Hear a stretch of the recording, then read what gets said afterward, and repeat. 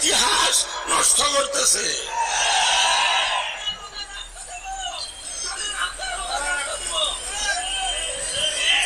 শক্ত থাকতে হবে।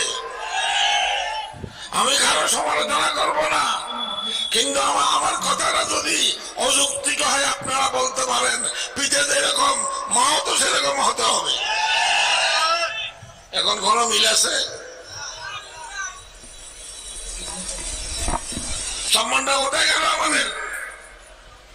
কওমি মাদ্রাসার সম্মান বরবাদ করে দিয়েছে, নষ্ট করে দিয়েছে এ সমস্ত দালাল মৌলবীরা।